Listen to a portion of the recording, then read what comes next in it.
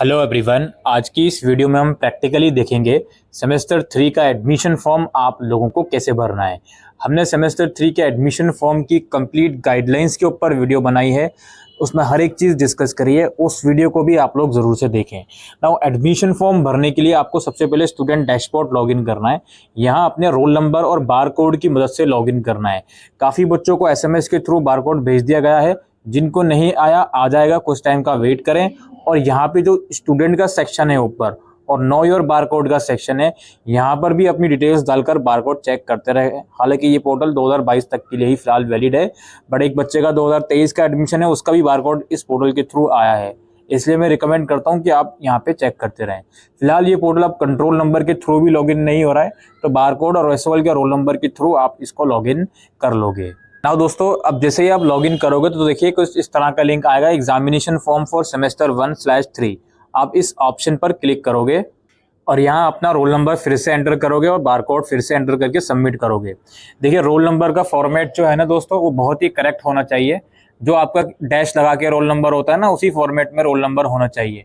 आप बिना डैश लगाए रोल नंबर लिखोगे फिर बारकोड लिखोगे तो लॉगिन नहीं होगा, इस चीज़ का ध्यान रखें। तो ये डिटेल्स डाल के आप लॉगिन करें। कुछ इस तरह की विंडो ओपन होगी जहाँ पर कुछ गाइडलाइंस लिखी हुई हैं। सबसे बड़ी अजीब बात यह है कि आज तक एसओएल पिछले 2 सालों में इसको एनईपी के अंदर अपडेट नहीं कर पाया है। सीबीसीएस ही लिखता आया है। खैर अब क्या कर सकते हैं।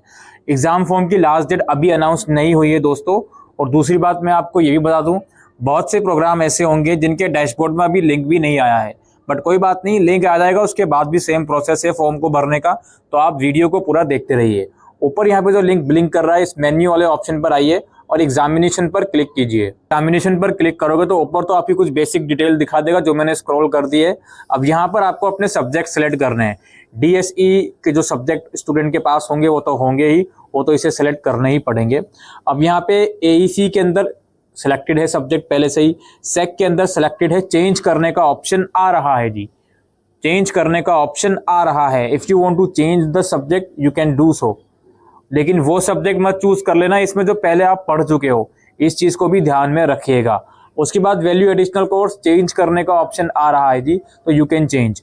एईसीसी की जब तक बात है, ईवीएस ही दे रहे हैं ये लोग 3rd सेमेस्टर में, तो आप यहाँ पर देख लीजिएगा। अगर आपके डैशबोर्ड में एईसीसी में चेंज करने का ऑप्शन आ रहा होगा। अब एईसीसी में देखो यार, ईवीएस अभी नहीं पढ़ोगे तो सेमेस्टर 4 में पढ़नी पड़ेगी, तो आप अपने अकॉर्डिंगली देख लीजिएगा, या फिर कोई हिंदी लैंग्वेज आप इसमें पढ़ोगे। जनरिक इलेक्टिव है, जनरिक इलेक्टिव में हिंदी ए का ऑप्शन इस बच्चे के पास आ रहा है, तो वही हम चूज करेंगे। ठीक है, आपके पास जो आ रहा होगा आप अपनी एलिजिबिलिटी के हिसाब से चूज करोगे। अब जैसे फॉर एग्जाम्पल प्रोग्राम वाले बच्चे जो हैं, जीई के अंदर एक इंग्लिश लैंग्वेज पढ़ते हैं एक सेमेस्टर में और एक में कोई हिंदी पढ़ते हैं। जो फर्स्ट ईयर में कॉम्बिनेशन पढ़ा था वही सेकंड ईयर में कॉम्बिनेशन पढ़ोगे, उसका नेक्स्ट पार्ट याद रखिएगा ये चीज़। तो आप अपने अकॉर्डिंगली सेलेक्ट कर लीजिएगा। और यहाँ पे जनरिक इलेक्टिव के ऑप्शन में जो ऑनर्स वाले बच्चे होंगे, ऑनर्स वाले बच्चों के पास जो पूल सब्जेक्ट्स हैं उनमें से चॉइसेस आ रही होगी, तो वो आप यहाँ पर देख लीजिएगा।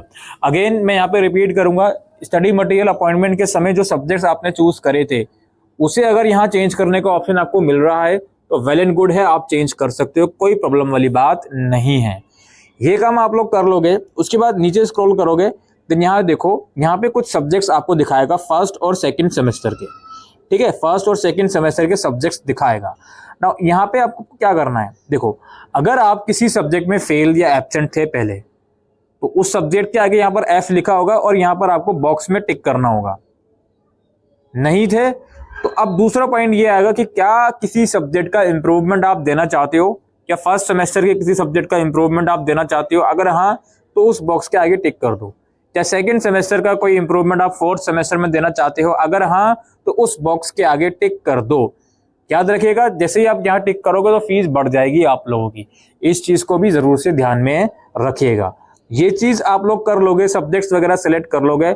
देन यहाँ पे नीचे ऑप्शन आएगा I have read the undertaking, इस पर क्लिक करोगे। उसके बाद ये सेव का ऑप्शन खुलेगा, उस पर क्लिक करोगे, रिकॉर्ड सेव। फिर नीचे व्यू का ऑप्शन आएगा, आपको आपकी पेमेंट दिखा देगा, भाई इतनी पेमेंट आपको करनी है और यहाँ जाके आप पेमेंट कर सकते हो। इस वाले स्टेप से पहले भी आप अगर चाहो तो सब्जेक्ट रीसेलेक्ट कर सकते हो, अगर आपको लगता है कि नहीं यार सब्जेक्ट मुझे चेंज करने हैं, खासकर सेक या वेक वाले।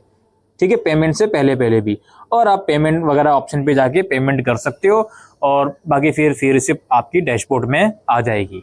ना फॉर्म कंप्लीट करने के बाद वापसी आप डैशबोर्ड को एक बार लॉगिन करोगे तो अभी जिस तरह का विंडो आ रहा है एग्जामिनेशन फॉर्म, हो सकता है इसकी जगह ऑप्शन आए डाउनलोड फी रिसिप्ट, ठीक, या हो सकता है यही ऑप्शन आए, इसको दोबारा क्लिक करो, आगे दोबारा डिटेल डाल के प्रोसीड करो, तब वहाँ लेफ्ट साइड में फी रिसिप्ट को डाउनलोड करने का ऑप्शन आए।